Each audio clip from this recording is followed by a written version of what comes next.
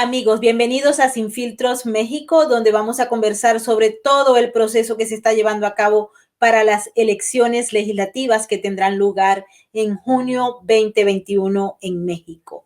Antes de irnos con nuestros invitados y con nuestros aliados de Sin Filtros México, quiero invitarlos a todos para que participen en el Super Chat.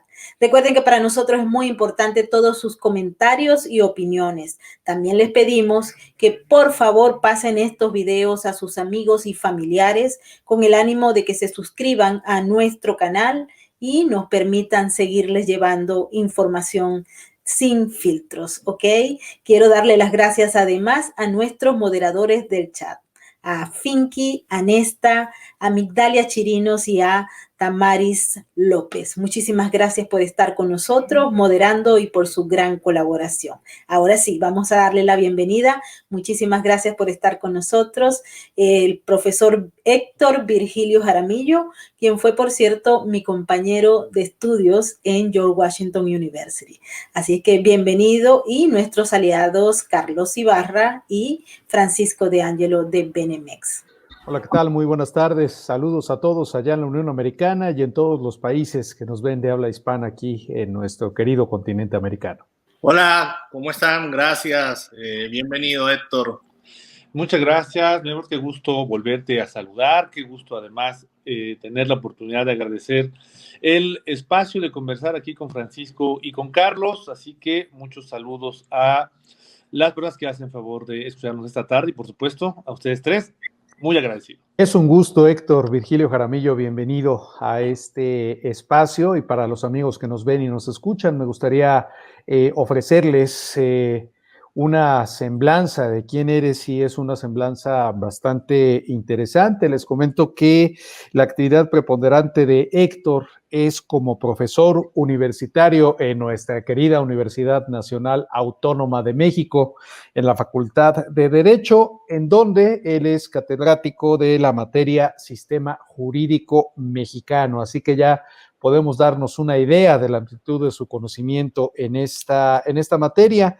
Pero además de esta actividad universitaria, importantísima sin duda, y de este conocimiento, Héctor Virgilio Jaramillo también aplica sus conocimientos de manera práctica, desde una posición muy importante, como una de las personas, entiendo, Héctor, por favor corrígeme si estoy equivocado, como regidor en Coacalco. Esto es uno de los municipios más importantes de la entidad vecina a la capital del país, que es el Estado de México. Coacalco de Barriozábal es uno de los municipios más poblados del vecino Estado de México, y por lo tanto es muy importante la actividad política que se realiza ahí, y sobre todo todo lo que se está realizando para organizar, blindar, más que nada en el caso de regidores y de las personas que ejercen algún tipo de actividad política en el Estado, pues de ser también vigilantes junto con las autoridades del Instituto Nacional Electoral del diseño que se está realizando para los comicios que tendrán lugar aquí en México, como ya hemos comentado en este espacio, en junio de este 2021. Pero sin más preámbulos, Héctor, pues me gustaría de manera formal darte la bienvenida a Sin Filtros México. Bienvenido. Pues muchas gracias. Digo, qué bueno que haya un enfoque sin filtros. Hoy casi todos los enfoques, más en redes sociales, son con filtros. Casi todo el mundo usa un filtro aclarante para la imagen, pero en este caso, para intentar comunicar, y creo que se logra, no tener filtros para dialogar, para conversar y para opinar, quizás sobre todo para opinar. Creo que es una oportunidad extraordinaria. Mis reiteradas gracias a Melbourne, a Francisco y por supuesto a ti, Carlos. Muchas gracias. Sí, fíjate que Coacalco es el quinto municipio más densamente poblado de la República Mexicana y el segundo más alfabetizado del país. Y fíjate que además esta cifra del quinto lugar en densidad de población está así pensando que el territorio de esta ciudad se toma completo. Casi el 40% es una sierra, que es que no es posible poblarla. Si nosotros quitáramos ese 40%, muy seguramente Coacalco sería el lugar con mayor densidad de población de toda la República Mexicana. Es sin duda un lugar impresionante y además que representa muchos desafíos precisamente al ser un área urbana.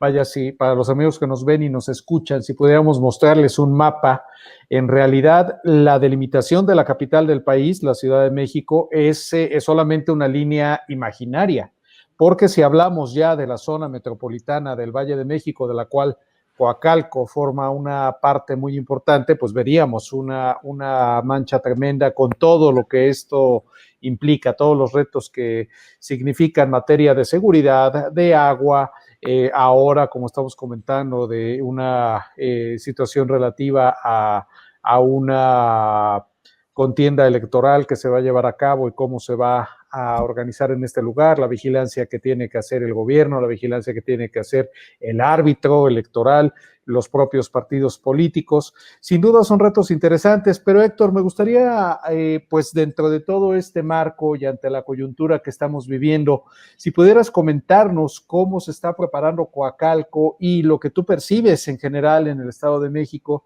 de cara a la aplicación de las vacunas contra el COVID-19 que ya se empezaron a aplicar aquí en México y que diferentes actores políticos han señalado inconformidad ante el hecho de que esto pudiese ser utilizado o pudiese ser comunicado con algunos fines electorales. ¿Cuál es tu perspectiva? ¿Cómo se vive esta situación allá en Coacalco?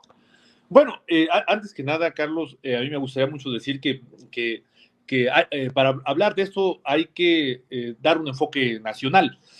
Por supuesto que Coacalco hay que entenderlo como parte de la mancha urbana de la Ciudad de México. Yo te podría decir que hay una distancia en cuadras entre Coacalco y el Zócalo, por ejemplo, ya que no hay una zona despoblada entre ninguna de las dos partes de la mancha urbana. Sin embargo, a mí sí me gustaría tratar de, especialmente para los amigos escuchas que no conozcan México, que no estén basados en la Ciudad de México o en el país, que en términos electorales creo que hay que siempre considerar la perspectiva, lo que pueda suceder en cada territorio, delimitando si es urbano popular o rural.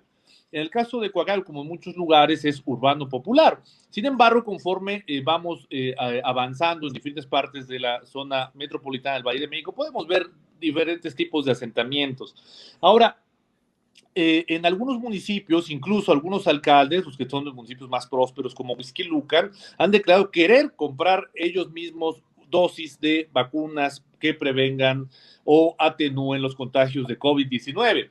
Y ciertamente es un tema que se ha politizado al por mayor, tanto así que incluso esta estructura promovida desde el gobierno, pero que no forma parte de la burocracia, sino que es una suerte de estructura híbrida entre militantes del partido político del presidente y el gobierno federal, los llamados siervos de la nación, estos personajes que lo mismo promueven temas político-electorales que temas gubernamentales y que gran parte de ellos no pertenece a una estructura que se paga con recursos públicos, aunque por supuesto hay otra parte de esa estructura territorial que operan las superdelegaciones que creó este gobierno, esa parte sí es financiada con recursos públicos.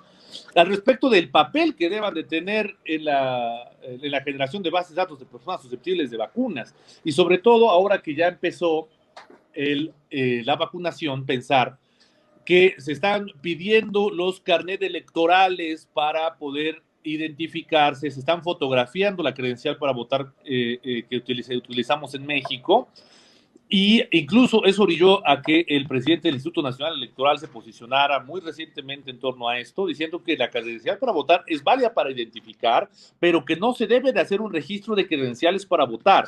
Creo que esto es sumamente grave porque puede conducir a las viejas tácticas que utilizan los partidos políticos de activismo electoral, es decir, ya se tiene un registro de dirección, nombre de la persona que ya recibió un beneficio de parte del gobierno. En este caso, la vacuna y que esto fácilmente es cuadrable con otras bases de datos que puedan arrojar si son personas objeto de otros apoyos sociales y eventualmente generar la posible visita de un siervo de la nación o de un activista de cualquier partido político, quien aduciendo que se ha recibido beneficios del gobierno, sirva para intentar que esto se refleje en un voto de preferencia. Creo que esto es sumamente grave y que el uso electoral de un condicionante a la vida humana es sumamente reprochable, Carlos. Estás en mute. Sí, estás en mute. Bueno, pero interesante, Héctor, revisar esto porque justamente hay una gran preocupación a nivel de todos los países de América Latina por la influencia que tiene la tendencia de algunas organizaciones políticas y de gobiernos de implementar una especie de pago por el voto, que el pago puede ser monetario, como lo ha planteado el candidato a la presidencia en Ecuador, el señor Andrés Arauz, que estaba dispuesto, y así lo dijo, de pagar $1,000 por cada uno de los votos que vaya a recibir. Esa elección pues ha sido muy discutida. Y cuando uno escucha lo que está pasando en México, nos preguntamos desde los Estados Unidos si es que esta no es una vía que se está buscando para comprar el voto.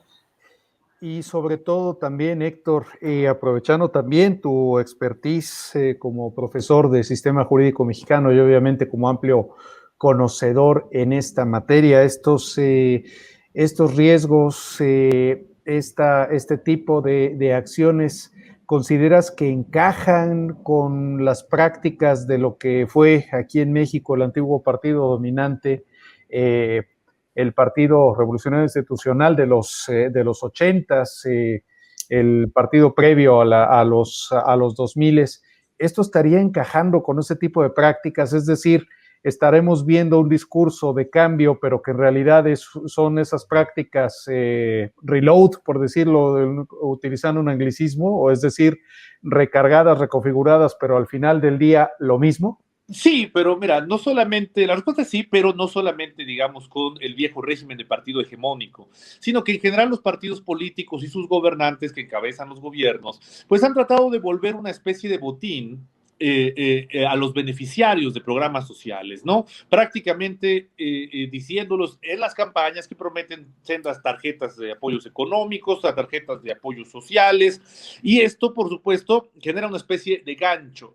Pero sí creo que se replica el esquema de tratar de crear siempre clientelas electorales y hacer crecer las clientelas electorales con recursos públicos, porque tal parecería que los apoyos llegan por parte del gobernante, que no son parte de una política de Estado donde el gobierno cumple con su responsabilidad, sino que se presentan con un gobernante generoso que manda la vacuna, que manda la despensa, que manda el apoyo. Eso considero que es sumamente grave a la luz de la utilización de las nuevas tecnologías, donde es muy posible que se puedan vincular a través de algoritmos computarizados sendas bases de datos. Y lo mismo de sabrá si una persona recibe un apoyo de 60 y más que si recibió la vacuna de COVID-19. Y de esta manera sectorizar a equipos de propaganda política para visitar a estas personas y vender que esto es parte de la política de X o Z gobernante. Y además con las redes sociales, de la misma manera, estas bases de datos se pueden vincular a través de las cuentas de bases de las redes sociales que permite mostrarle a los electores potenciales propaganda microsegmentada, de tal manera que quien recibió la vacuna verá un anuncio en Facebook o potencialmente puede verlo a la luz de la utilización de nuevas tecnologías, un anuncio de que la vacuna fue parte del obsequio del gobernante y eso solamente se le mostrará a una persona que ya está vacunada. Es decir, el asunto no es menos grave, toda vez que ahora estamos frente a un fenómeno que nos puede conducir a una gran ignorancia colectiva, así como dice la frase de mucha luz también ciega, mucha luz tampoco permite ver igual que la oscuridad, con tanta información que fluye por el internet, en las noticias, en las redes sociales, en todos los medios electrónicos, es muy difícil diferenciar y muy fácil caer en las garras de un demagogo. Por eso creo que es sumamente importante que todos estos programas, tanto de apoyo social como de aplicación de la vacuna, se garantice que en primer término, no se va a hacer uso político de la misma. Creo que eso es muy importante. Por el momento no se está garantizando. Los retrasos, las grandes filas, las insolaciones, los desmayados, la desorganización está siendo una constante. Digo, también hay que entender que van pocos días, pero si esto sigue sucediendo, muy seguramente lo que nos espera no será bueno. En el cálculo matemático que hacían algunos medios internacionales hasta hace unos días, pensando que el ritmo que lleva México de vacunación se mantenga, tardaríamos 178 años, pensando que no crezca la votación, en vacunar a todos. Creo que es desastroso. Así es, ahora le damos la bienvenida a toda la gente que nos está acompañando en nuestro superchat. Recuerden que para nosotros es muy importante todas sus opiniones y sus comentarios. Y recuerden que si les gusta nuestro trabajo, regálenos un like. Adelante, Francisco. Sí, bueno, hablaste de superdelegados, hablaste de siervos de la nación. Yo quería saber, cómo eres profesor de Derecho Constitucional de la UNAM, si eso es legal, si eso es constitucional, porque a nosotros en Venezuela nos pasó algo parecido. Nosotros tuvimos los que llamaban los círculos bolivarianos, que terminaron siendo comités de defensa de la revolución y los terminaron armando, y hoy en día se llaman colectivos, son grupos delincuenciales. Y hay unos delegados que cada vez que pasa en el estado Táchira de Venezuela, por ejemplo, que gana un gobernador de la oposición, le ponen un delegado que hace luces y con todo el poder de apoyo del Ejecutivo para restarle poder al gobernador. ¿Eso tú crees que en México pase? ¿Es constitucional? Esto que estamos viendo es que escribí un artículo que se llama La franquicia chavista, y es que se parece demasiado esto al chavismo que sufrimos en Venezuela, a la dictadura. Sí, claro, mira, lamentablemente este tipo de figuras pues son figuras alternativas y extralegales, ¿no? Lo mismo con las consultas que ha hecho el presidente, consultas a mano alzada, tomar como vinculatorias consultas que hacen organizaciones civiles. Se está actuando no solamente al margen de la ley, sino que se está construyendo un entramado supuestamente amparado en la legitimidad del presidente para tomar decisiones de Estado. Y el presidente se excusa en decir, estas son las motivaciones que yo tomo para tomar mis decisiones, independientemente de las legales. Es decir, él decide, así como su propia opinión puede contar, hacerle caso a una consulta hecha por parte de una asociación civil afín a él, por ejemplo, para cancelar el proyecto del Aeropuerto Internacional de la Ciudad de México. Aquí en México también se impulsó la creación de los comités en defensa de la Cuarta Transformación. No han tenido pues ningún auge, porque Morena surge de un bono de legitimidad que se le otorga a Andrés Manuel López Obrador, producto del hartazgo de gobiernos que francamente no estuvieron a las expectativas de la sociedad, gobiernos que quizá otorgaban o pudieron impulsar el crecimiento del país al 2% anual máximo, y que estos resultados mediocres generaron con el paso de los años el hartazgo para pensar en una opción luminosa, una opción salvadora, amparada en la demagogia y en la mentira. Es decir, se le engañó al pueblo francamente se le engañó con una promesa de algo que era imposible, y si estábamos mal, pues tenemos todas las condiciones para estar todavía peor. Pero ¿cuál es el esquema bajo el que todo esto ocurre? Se llama el bono de legitimidad tremendo que ostenta el presidente de la República, donde él puede lo mismo otorgarle contratos que benefician a su hermano, que otorgarle contratos a la empresa de su prima, o puede la persona encargada, la secretaria de la Función Pública encargada de fiscalizar la corrupción, puede tener una riqueza inexplicable y no pasa absolutamente nada, no se vuelve debate público. Es decir, la gente le sigue otorgando este bono de legitimidad al presidente, y mientras este dure, las elecciones podría seguirlas ganando su partido, sobre todo porque no son producto de lo que haga o no haga el presidente, no son producto de lo que haga o no haga el gobierno, son producto de quizá algunas 2, por lo menos, décadas de hartazgo de los gobiernos anteriores que le otorgan esa oportunidad al presidente, y bajo esto, sendos funcionarios probadamente han cometido cualquier cantidad de actos de corrupción, amparados en la legitimidad que le otorga el pueblo de México al presidente, pero que no tiene nada que ver con su eficiencia ni con su eficacia, porque está medido la cantidad de mentiras que dice todos los días en sus conferencias. Es decir, él simula, finge y miente cínica y descaradamente porque sabe que la población le otorga la fe ciega, una parte, por supuesto, principalmente la parte que se sintió sus oportunidades canceladas en diferentes momentos del estancamiento económico, especialmente en zonas urbano populares, como la ciudad en la que vivo, pues esto hace que haya gente que estudió, pero que no tiene acceso a un muy buen trabajo. Quizás sí tenga trabajo, pero quizá tenga el abogado que estar manejando un taxi, generando un sustento y generando economía, pero no la que él quisiera. Y es por desgracia el discurso obradorista que promueve el odio, que busca siempre culpables, que lo mismo pueden ser empresarios, que la mafia del poder, que los yanquis, que la plutocracia o quien sea, está buscando siempre culpables para presentarse como defensor del pueblo, pero ulteriormente este modelo tiene una caducidad y cuando deje de haber dinero producto de la huida de la inversión pública y de la inversión sobre todo privada, entonces es cuando viene el quiebre, que ojalá no, yo todavía veo lejos la posibilidad de que pudiéramos transitar por el proceso de Venezuela. Una pregunta, ¿crees que esas figuras paralegales evolucionen en algo más, se mantengan independientemente en el tiempo, o eso depende definitivamente de la popularidad del presidente? Mira, por el momento creo que sí depende de la popularidad del presidente. Al final son figuras extralegales, alternativas, por decirlo de alguna manera muy suave, pero todo esto está en torno al liderazgo que él ha generado, pero liderazgo que con el tiempo tendrá una caducidad, porque de seguir la política como sigue y se ahuyente la inversión privada, pues la gente tendrá cada vez más dificultad para acceder a un empleo. Es decir, las becas para desempleo tendrán que subir y los apoyos económicos tendrán que subir, pero la captación de impuestos tendrá que bajar y bajar. Y en cuanto haya un gasto superior al ingreso, pues esto va a quebrar. Entonces será momento de buscar culpables. Y ahí es cuando la popularidad del presidente terminará cayéndose por la borda. Entonces mañana quizás se provoque un conflicto, como así parece ser con los Estados Unidos, después de que sale de la presidencia el personaje con el que hizo una gran sociedad Andrés Manuel López Obrador. Enrique Peña Nieto le apostó a Trump y le atinó, le acertó. Y Andrés Manuel López Obrador le apostó a Trump, pero se equivocó.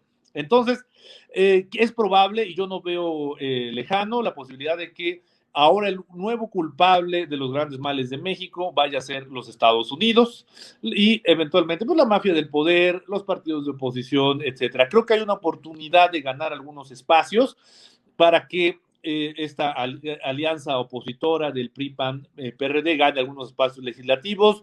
Creo que por desgracia no serán la mayoría y sobre todo porque abonan a consagrar el viejo discurso del presidente, un discurso maniqueo y reduccionista acerca de que son lo mismo. No son ni han sido nunca lo mismo, pero en su discurso de demagogia sí lo son.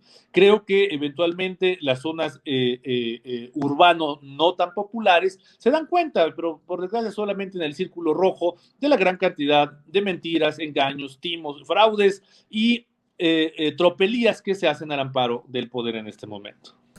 Héctor, una de las preguntas que quedan muchas veces desde afuera es el hecho de que se utilice, por ejemplo, el caso de Venezuela, el deterioro del Estado de Derecho y todo el caos que se vive con el crimen organizado y el poder político en Venezuela con Maduro, y pues que se pueda utilizar como una narrativa para estas elecciones dentro de la campaña electoral.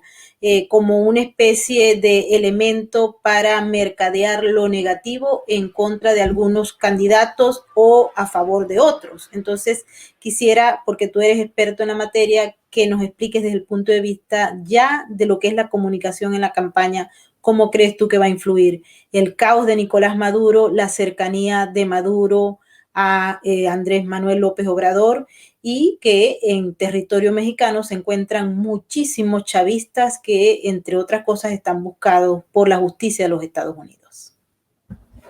Bueno, por desgracia, sí creo que la influencia de la tragedia venezolana no será definitiva en la elección que tenemos en este año, recordando que gran parte de los gobernadores del país, que gran parte de los alcaldes y regidores del país, los congresos de los estados también se renuevan. Esta será la elección en la que más cargos se renueven al mismo tiempo en la historia de México. Toda vez que tenemos un poco más de una década intentando que en las entidades federativas se homologuen las campañas y las jornadas electorales. Entonces, al mismo tiempo se elegirán gran cantidad de cargos en los estados.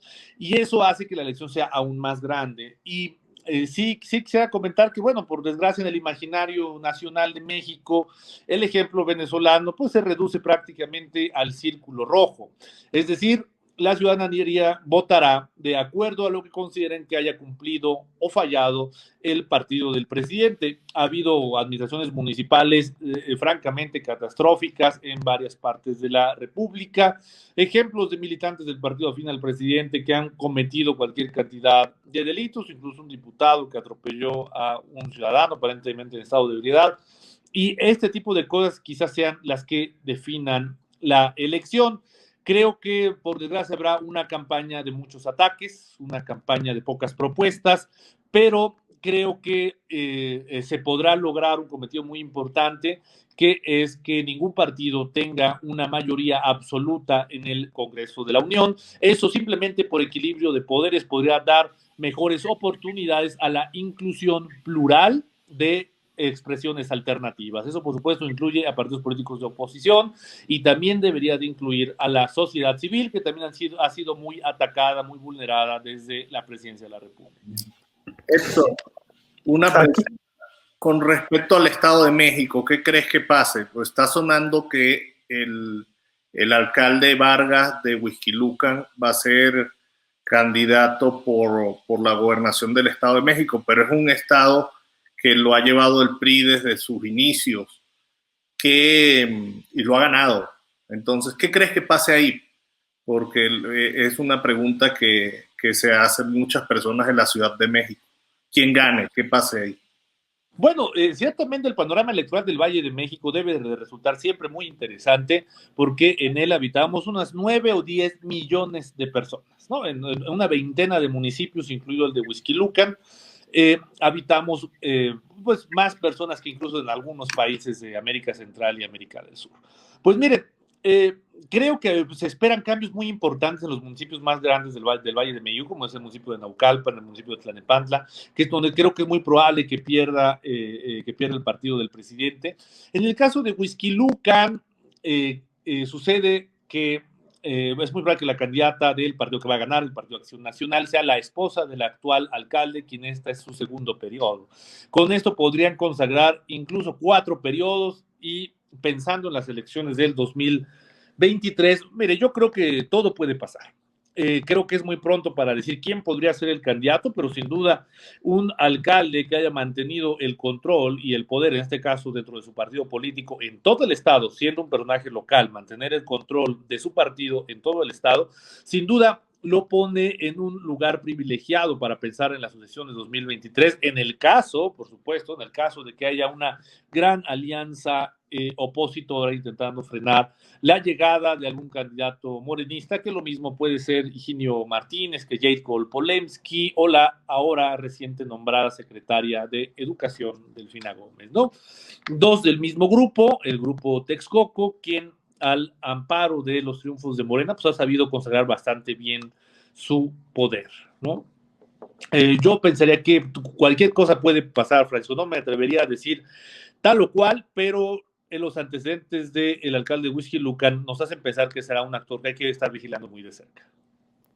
A mí me gustaría comentar, Héctor, o preguntarte en este sentido. Ahorita acabas de mencionar dentro de este contexto del Estado de México a figuras importantes, sin duda, aunque en las elecciones del año 2017 Morena perdió el Estado frente a la opción que representaba en su momento el Partido Revolucionario Institucional y ya el actual gobierno, pues vemos que ellos de alguna manera han seguido al frente. Esta figura de Higinio Martínez, como acabas de comentar, y Delfina Gómez, ellos, pues al final del día, Delfina era la superdelegada del gobierno de Andrés Manuel López Obrador. Ahora vemos esta posición importantísima al frente de la Secretaría de Educación Pública y con ello la posibilidad de tener cercanía con el Sindicato Nacional de Trabajadores de la Educación, que dicho sea de paso, ha sido tradicionalmente uno de los engranajes más importantes para ganar elecciones en este país.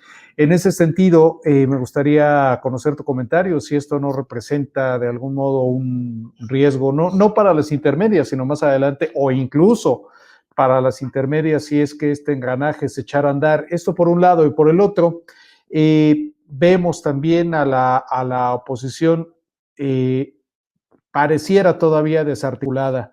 ¿Dará tiempo para consolidar esta alianza entre partidos de oposición para hacer frente a esto que pareciera ser una aplanadora como es el fenómeno Morena? Y ya por último también tu opinión acerca de mensajes como el que da ayer el canciller Marcelo Ebrard en la ONU, fijando una postura de México en cuanto a los países industrializados en sentido de que no se acapare la vacuna, pero esto evidentemente ya se ha dicho, ya la propia ONU lo ha mencionado, entonces el hecho de que saliera el gobierno de México a dar este mensaje, pareciera que más que un mensaje hacia el exterior, fuera una comunicación al interior para buscar generar simpatía o reforzar esta imagen entre sus simpatizantes en sentido de, miren, es un gobierno que está preocupado por los más vulnerables.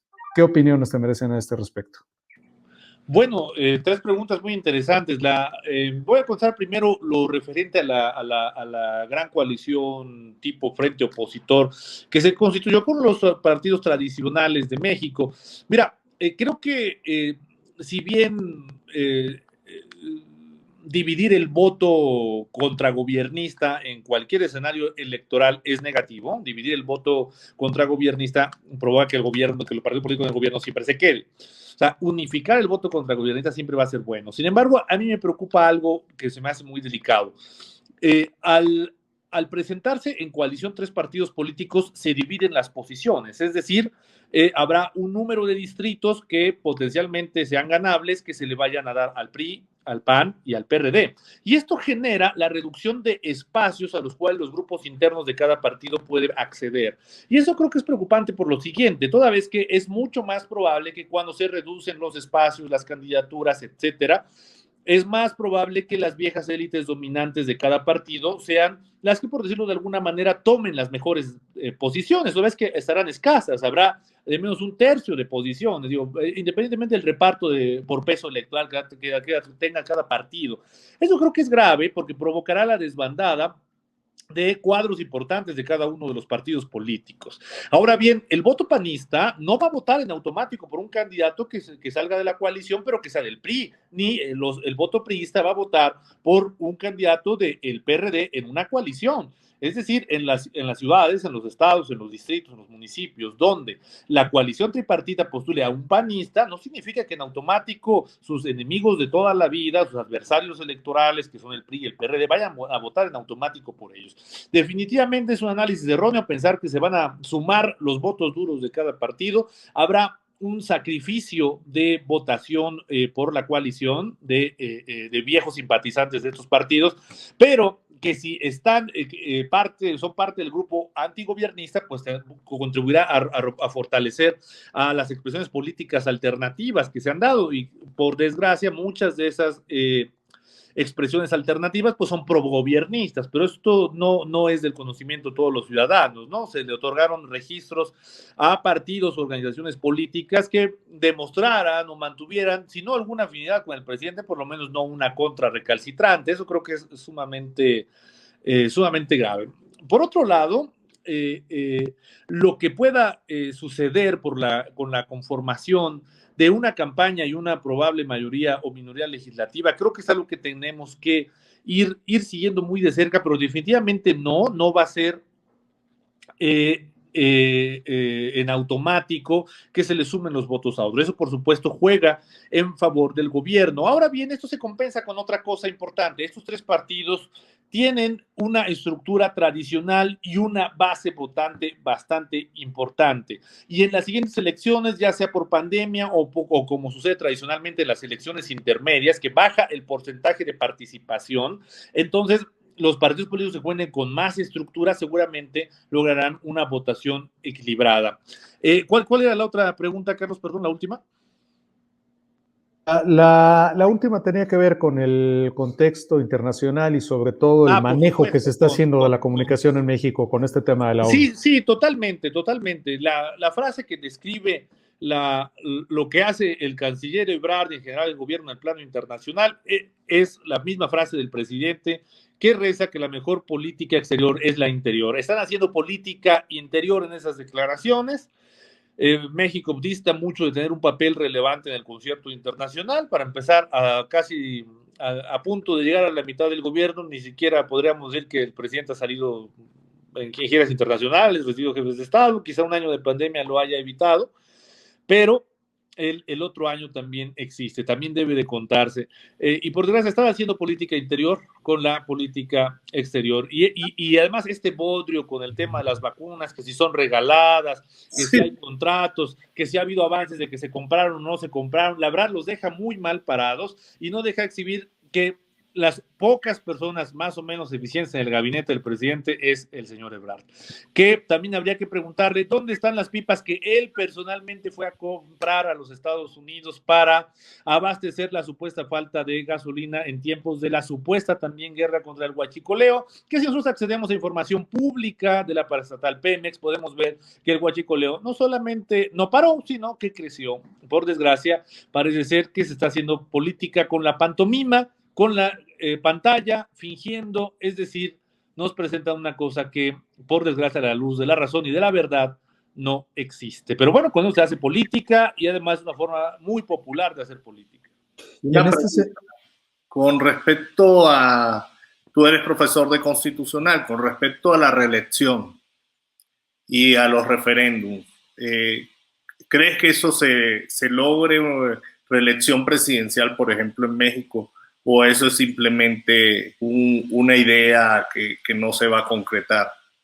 Y los referéndums, ¿qué ha pasado? Porque, por ejemplo, en Venezuela, los referéndums revocatorios de mandato y ese tipo de cosas, o sea, el chavismo siempre quiso estar en campañas electorales, nunca quiso administrar el país.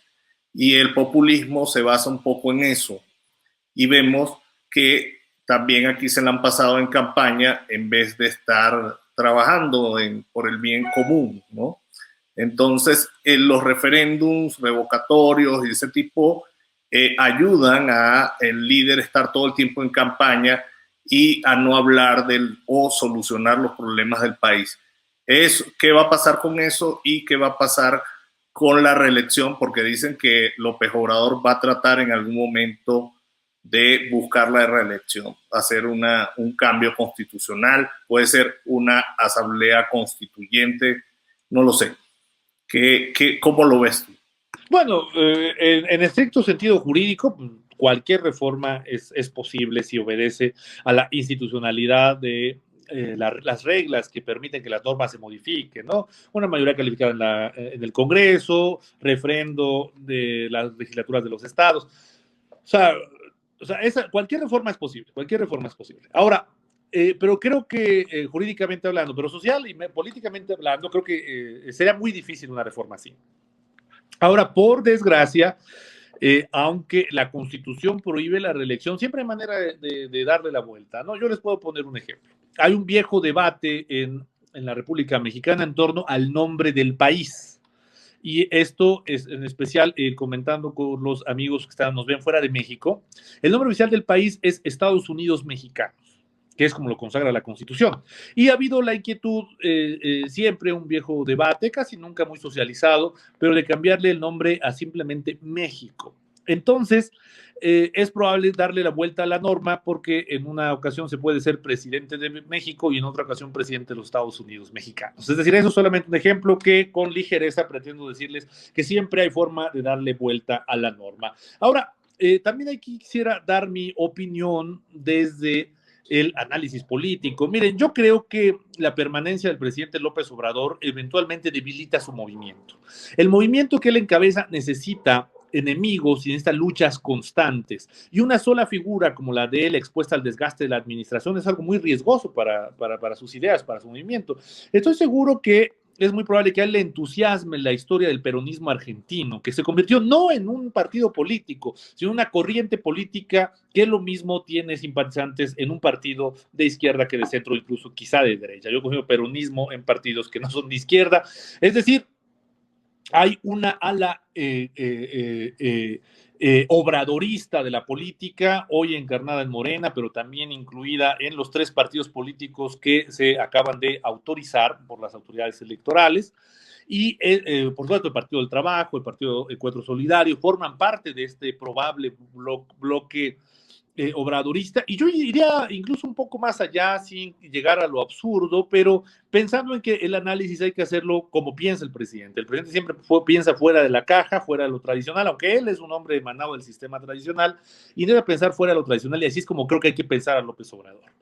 Un segundo periodo para el observador sería eventualmente muy desgastante y seguramente estaría en riesgo.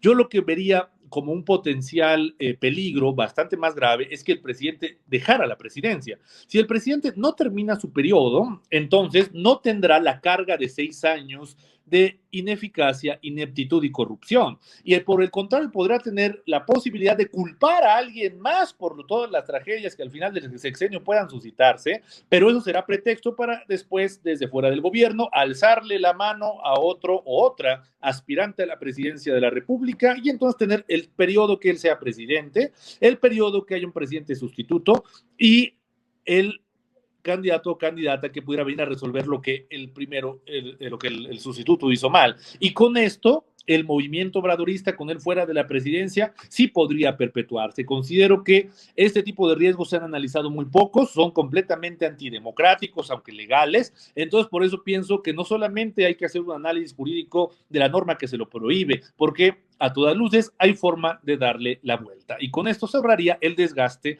de todo lo que no funciona en el gobierno.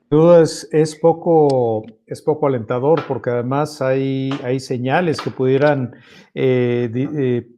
hacernos notar que ese tipo de escenarios como el que estás comentando, Héctor, son completamente posibles y además que pues sabemos que algo que distingue a las acciones del presidente Andrés López, pues precisamente el que para él de una manera maquiavélica el fin justifica los medios y en este caso ha manifestado y lo reitera cotidianamente que su movimiento pretende hacer una cuarta transformación de México y en ese sentido pues él hace lo que considera necesario y en cuanto surge alguna voz crítica, alguna voz desde el ámbito político, desde el ámbito periodístico o desde el ámbito de la iniciativa privada, en automático se convierten no solamente en adversarios, sino en otra clase de adjetivos o en este caso de descalificativos que el señor utiliza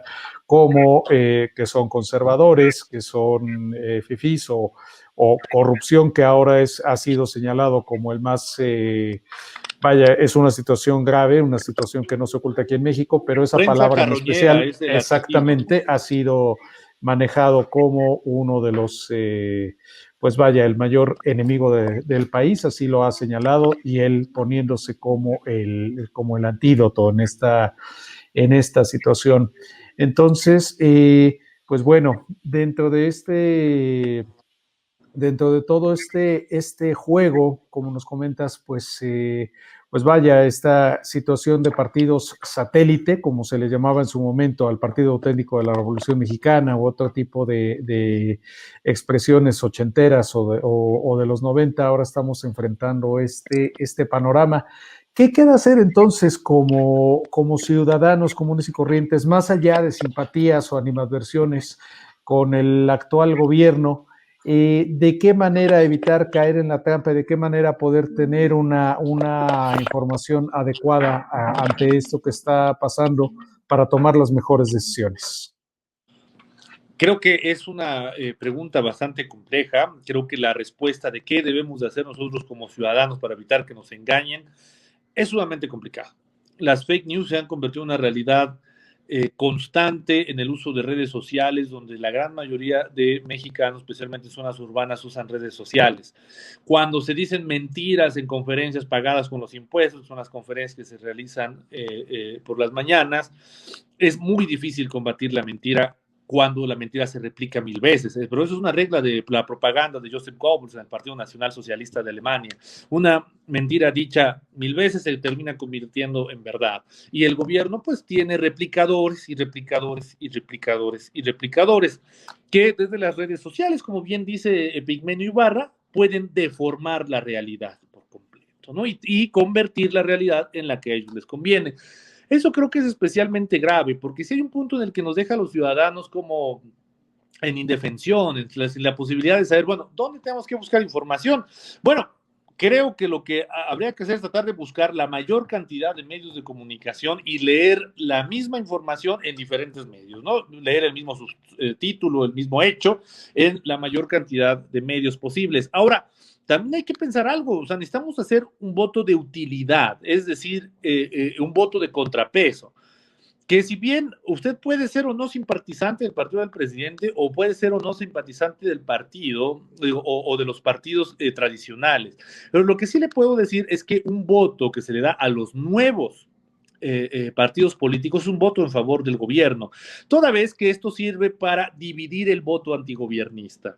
Es decir, presentan opciones para gente que si bien no iba a votar o no pensaba votar por el PRI, PAN o el PRD, y que había dadole su confianza a Morena en el 2018, pero que no le gustó el gobierno y que no pensaba regresar a los partidos anteriores, entonces el propio gobierno les da una nueva opción, se llama Redes Sociales Progresistas o Encuentro Solidario, etcétera, ¿no?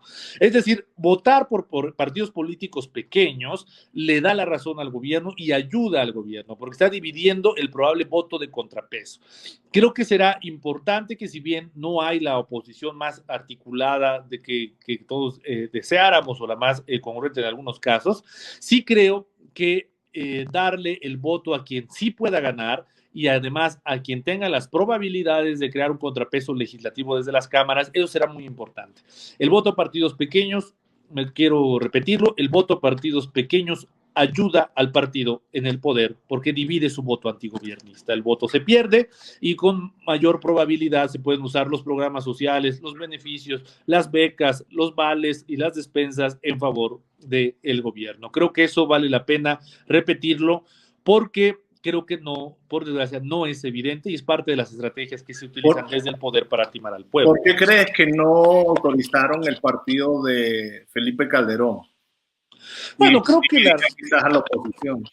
Creo que la rencilla personal del presidente contra el expresidente Calderón es muy evidente. Y miren, por desgracia, quien tiene el poder es él.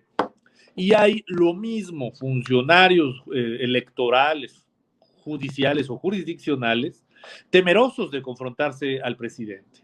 Y eso provoca, pues si no de manera directa, sí de manera indirecta, una actitud complaciente con los temas que tiene.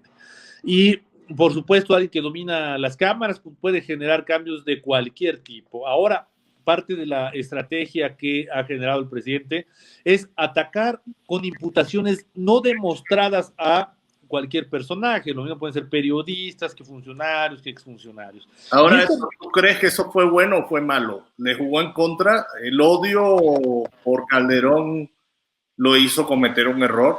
¿O está dentro de sus planes y no le hizo un favor a la oposición porque iba a dividir más el voto de la oposición? ¿Qué piensas? Bueno, mira, también pienso que algunas opciones deben de ser válidas y que toda la gente que quiera o pretenda votar por alguna minoría política se vale. Mira, al final, por ejemplo, redes sociales progresistas se conforma también con la parte de la estructura política de la profesora Elbester Gordillo. O sea, creo que todos los partidos como el Verde tradicionalmente opera en favor del gobierno en turno, ¿no? Pero bueno, hay gente que vota por él porque son ecologistas, aunque el Partido Verde no sea ecologista y por eso, al no ser ecologista, no pertenece a la Internacional Verde, ¿no? Por haber promovido la pena de muerte, etcétera. ¿Qué es lo que creo que pasó en la aspiración partidaria de la familia Calderón Zavala? Creo que las filias y fobias del presidente pesaron mucho como siempre, su forma de denostar, de odiar, de contradecir y de polarizar con el prójimo, pienso que serán eventualmente, así como ese, el gran error que contribuye a que muchos mexicanos abran los ojos respecto a su política. El principal enemigo del presidente es el presidente mismo, lo que dicen. Pues, efectivamente, basta con utilizar la frase, siempre hay un tuit para escuchar las frases que el presidente López Obrador decía pensando completamente diferente cuando era líder de la oposición, ahora que es presidente. Ahora sí que, como dice el presidente del Senado, no es lo mismo ser borracho que cantinero. Con esta situación que estabas comentando también acerca de los partidos pequeños, esta llama la atención, por ejemplo, el caso de las, perdón, ahorita acabo de perder concentración respecto a recordar el nombre de las redes sociales progresistas. Sí. Este nuevo partido está destacando también por llevar a candidaturas a personajes que en otra época hubiesen sido candidaturas que hubiese parecido un mal chiste, humor negro, con el respeto que me merezcan estas personas, pero por ejemplo tenemos a Blue Demon Jr. como candidato y que además va a ser lanzado como candidato, si la memoria no me es infiel, va por redes sociales progresistas, pero además estamos viendo fenómenos como la propia Paquita, la del barrio, que para los amigos que nos ven y nos escuchan allende las fronteras mexicanas, es una connacional, una cantante que ha sido muy famosa aquí en nuestro país y que pues se ha distinguido por dirigir sus canciones hacia un público completamente popular. Tenemos ese tipo de figuras siendo candidatos a los diferentes cargos populares. Entonces, esto obedecería a esta intentona de fragmentar el voto útil, Héctor, ¿lo ves así? Política espectáculo, ¿no? Bueno, miren, ahí creo que tengo una opinión muy políticamente incorrecta, toda vez que yo creo que bueno, por un lado, ponemos en el lugar de los partidos como Movimiento Ciudadano, el PES, que eventualmente propuso en su momento Cuauhtémoc Blanco, o las redes sociales progresistas. Bueno, pues ellos buscan rescatar un poco del voto para mantener el registro. O sea, eso creo que es válido. Y además, pues muchos de ellos, como la señora Paquita, no sé si se llama Francisca, creo que sí. Bueno, la señora Paquita, la del barrio, famosa por la canción de Rata de Dos Patas, pues miren ustedes, representa parte de la cultura popular mexicana. Y yo creo que así como desde mi perspectiva de teoría política, las cámaras deben de ser integradas por representantes de amplios sectores, así como en su momento ha sido diputada la dirigente del organismo de enfermeras del IMSS o del ISSSTE, o el dirigente del sindicato del IMSS o del ISSSTE, o así como hay diputados que han sido dirigentes del gremio de los apicultores o los líderes cañeros, etcétera, etcétera, profesores, etcétera, representantes de gremio, pues al final algunos artistas pues también pues reflejan las aspiraciones del pueblo de México, ¿no? Y aunque carezcan de cualquier tipo de experiencia política, siento que no se les debe de juzgar especialmente por eso. Hay muchos candidatos salidos de la absolutamente nada que tienen mucha menos experiencia que algunos de estos personajes, porque algunos de estos personajes ya son militantes del partido fidedignamente, algunos incluso pueden ser contratados para ser candidatos, hagan el favor. Es probable, pero yo no me atrevería a juzgar con la misma vara a todos los artistas que deciden incursionar en la vida política. Bueno, hemos tenido senadores y diputados, presidentes de la Asociación Nacional de Actores de México, ¿no? Como Ignacio López Tarso, Silvia Pinal, María Rojo. Y al final los actores pues son formadores de opinión, quizá no desde la mayor información y casi siempre desde la ignorancia, pero son factores de opinión de la sociedad, parte de la cultura popular y además representan un gremio. Yo eso no lo veo mal en estricto sentido. Lo que sí veo mal es que haya una persona que al no saber de administración pública, al no saber de política, sea famoso por ser actor, o sea, un completo desconocido, no pueda llegarse de asesores o de un equipo de gobierno que pueda sacar adelante un gobierno.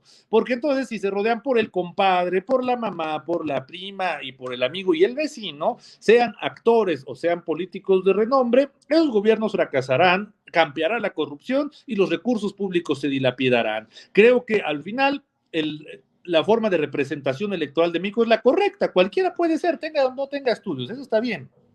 Pero sí creo que sea quien sea que llega, sea artista o no, si no tiene los conocimientos, hay que allegarse de equipos técnicos que permitan sacar adelante el barco. Y hoy, por desgracia, muchos de los que gobiernan en diferentes lugares de México no son artistas, pero sí carecen de todas las facultades y habilidades suficientes para poder sacar adelante en estos tiempos de tormenta que ha provocado el COVID-19, una tragedia económica y de salud para el país. Creo que no hay que sopesarlos con la misma vara, estimado Carlos, estimado Francisco, estimada Meibor. Héctor, pero ¿te sientes optimista en función de ese panorama que viene en México? No, por desgracia, no creo que a nadie que sea capaz de analizar las cosas objetivamente le invada el optimismo. Debemos esperar una baja bastante fuerte, quizá de un 30 o 40% respecto a la votación de 2018. Primero, en las elecciones intermedias tradicionalmente baja la participación, pero ahora tenemos el fenómeno de la pandemia. ¿Cuántas personas se van a arriesgar a salir a la fila? Las vacunas no habrán modificado en nada para junio la forma en la que se está haciendo la vida en este momento. Es decir, va a ser una lucha interesante entre partidos, el que sea capaz de movilizar a la opinión pública de mejor manera, pues quizás sea el que obtenga un mejor resultado. Creo que en esto intervienen mucho las campañas locales, toda vez que ahora ya no hay un gran patriarca encabezando la campaña. Ahora habrá que pensar si los alcaldes, diputados locales, regidores, síndicos, diputados federales, senadores y gobernadores hicieron o no hicieron un buen papel. Un papel que además está a flor de piel en el territorio de los municipios de nuestro país. Entonces, creo que cualquier proceso electoral donde se espera poca participación siempre será negativo. Pero creo, y eso sí lo veo con optimismo, que gran parte de la población se informa cada vez un poco más. Lamentablemente, producto de la decepción, hubo una gran cantidad de mexicanos que creyeron en Vicente Fox en el año 2000 y que vieron que no cambió nada, así como hubo una gran cantidad de mexicanos que confiaron en López Obrador y que quizá se están dando cuenta que no solamente no hubo cambios, sino que por desgracia hubo retrocesos. Bueno, Virgilio, Héctor, Virgilio, Francisco y Carlos, estamos llegando al final de esta emisión de Sin Filtros México. Creo que con el entusiasmo de esta conversación te vamos a tener, pero muchísimas veces más a lo largo de este proceso que va a conllevar a las elecciones en el mes de junio del 2021. Hemos visto también cómo se ha movido nuestro super chat. Queremos agradecerle a todas las personas que están activadas y también a los moderadores, a Nesta, a Finky, a Migdalia Chirinos y a Tamaris Pérez por todos sus comentarios y por haber manejado todo el chat en esta jornada de Sin Filtros México. Ahora nos despedimos, queremos darle las últimas palabras tanto a Francisco como a Héctor y a Carlos. Adelante. Pues muchas gracias, Héctor. Sin duda son reflexiones muy atinadas, muy importante este diagnóstico que tienes de la realidad mexicana y pues sin duda será de pronóstico reservado lo que viene por delante y un gran reto para los partidos de oposición, pues dado que el tiempo sigue su marcha rapidísimo, ya estamos así de rápido ya más adelante de mediados de febrero, y pues ya prácticamente a nada de estas elecciones intermedias. Francisco. Sí, Héctor, muchas gracias. Yo creo que personas involucradas, profesores, personas con el conocimiento que tú tienes que estén en política y que nos estén también opinando y ayudando en el programa es maravilloso. Yo creo que la receta para México es eso, estar informado, como dijiste, salir a votar por la persona o el grupo o el partido de su preferencia y que siga personas como Héctor tratando de estar en política porque necesitamos gente buena en nuestros países para mejorar las políticas públicas y mejorar el país, definitivamente. Muchas gracias. Las gracias a ustedes, muchas gracias a May por pedir, por supuesto, por su generosa invitación. Además, debo decir que ya había tenido la oportunidad de ver los programas, de hacerle algunos comentarios que en el respecto de la importancia que tienen los temas que tratan este espacio. A Francisco y a Carlos también mi gratitud por este diálogo tan interesante. Creo que vale la pena construir una sociedad más informada, y la gente que razona y que se informa lo hace porque hay donde informarse. Y creo que este tipo de debates generan la información tan necesaria para que la gente tome partida o tome partido eventualmente ahora que vienen las elecciones. Muchas gracias, muchas gracias, muchas gracias. Bueno, muchísimas gracias de verdad a ustedes, al panel y a todos aquellos del Super Chat. Queremos recordarle que si tienen deseos de apoyar nuestro programa, pueden pasar por nuestra cuenta de patreon.com/Venezuela Política, así como también por nuestra boutique, donde la diseñadora Laura Salinas ha hecho un grupo de diseños hermosísimos sobre Sin Filtros, periodismo sin censura. Esta tienda la pueden conseguir aquí mismo en el canal, la pueden conseguir en la parte de abajo en la descripción de este video. Nos despedimos hasta la próxima emisión de Sin Filtros Médicos. Muchísimas gracias.